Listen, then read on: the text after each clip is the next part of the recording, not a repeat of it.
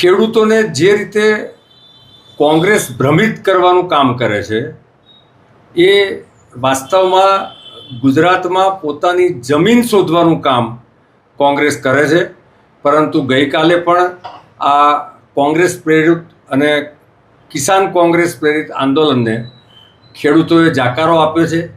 છેલ્લા કેટલાય મહિનાઓથી સળગતું અને ચર્ચાના કેન્દ્રમાં રહેલું ખેડૂત આંદોલન ગણતરીની મિનિટોમાં જ સમેટાઈ ગયું। જે આંદોલન બપોરે 3:30 વાગ્યા સુધી એકદમ પીક પર જોવા મળતું હતું તે સાંજે 4:30 સુધીમાં સાવ વિખેરાઈ ગયું। આ અચાનક બદલાયેલા ઘટનાક્રમની પાછળ રાજકીય ખેંચતાણ અને બે પક્ષો વચ્ચેનો આંતરિક વિખવાદ જવાબદાર હોવાનું સામે આવી રહ્યું છે। ખેડૂતોના પ્રશ્નો માટે શરૂ થયેલું આ આંદોલન અંતે બે રાજકીય પાર્ટીઓના ઝઘડાનું કેન્દ્ર બનીને રહી ગયું। ત્યારે હવે આ મુદ્દાને લઈને જ ભારતીય જનતા પાર્ટીએ વિપક્ષને આડે હાથ લીધી હતી। ભાજપના મુખ્ય પ્રવક્તા ડોક્ટર અનિલ પટેલે કહ્યું કે કોંગ્રેસ હવે ખેડૂતોના નામે પોતાના સ્વાર્થ માટે રાજકીય રોટલા શેકવાનું બંધ કરી દેવું જોઈએ। તેમણે કહ્યું કે કોંગ્રેસ માત્ર ખેડૂતોને ગેરમાર્ગે દોરવાનું અને ભ્રમિત કરવાનું કામ કરી રહી છે, જેનો એકમાત્ર હેતુ પોતાની ગુમાવેલી રાજકીય જમીન પાછી મેળવવાનો છે। સાંભળો ભારતીય જનતા પાર્ટીના નેતાએ શું આરોપ લગાવ્યા।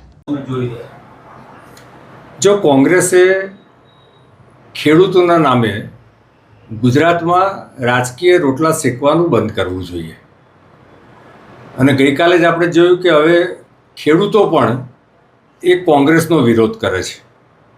સવાલ કોંગ્રેસ અથવા તો બીજી પાર્ટી કોણ કોની બી ને કોણ કોની સી છે એ લોકોએ નક્કી કરવાનું છે, પરંતુ ગુજરાતમાં માનનીય મુખ્યમંત્રી શ્રી ભૂપેન્દ્રભાઈ અને એમની સરકાર એ ખેડૂતો માટે ખૂબ જ સંવેદનશીલ છે, અને ભૂપેન્દ્રભાઈ કોઈ પણ સમસ્યા હોય એનું સમાધાન એ શોધી લાવે છે, અને ખેડૂતો માટે વ્યક્તિગત રીતે આપણે જોયું છે કે એમની લાગણી હકારાત્મક છે।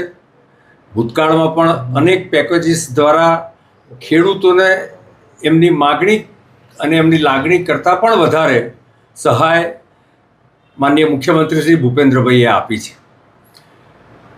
ખેડૂતોને જે રીતે કોંગ્રેસ ભ્રમિત કરવાનું કામ કરે છે એ વાસ્તવમાં ગુજરાતમાં પોતાની જમીન શોધવાનું કામ કોંગ્રેસ કરે છે, પરંતુ ગઈકાલે પણ આ કોંગ્રેસ પ્રેરિત અને કિસાન કોંગ્રેસ પ્રેરિત આંદોલનને ખેડૂતોએ જાકારો આપ્યો છે। ગુજરાતના મોટાભાગના ખેડૂતોએ આ આંદોલન સાથે પોતાની જાતને દૂર રાખી છે અને જોડાયા નથી। ખેડૂતોના આંદોલનને લઈને અને ખાસ તો ભારતીય જનતા પાર્ટી દ્વારા જે નિવેદન કરવામાં આવ્યું છે, જે આરોપ લગાવવામાં આવ્યા છે કોંગ્રેસ પર, તેને લઈને આપનું શું માનવું છે, આપના શું વિચાર છે, અમને કમેન્ટ બોક્સમાં જણાવો, અને અમારી ચેનલને લાઇક, શેર અને સબસ્ક્રાઇબ કરવાનું ભૂલશો નહીં।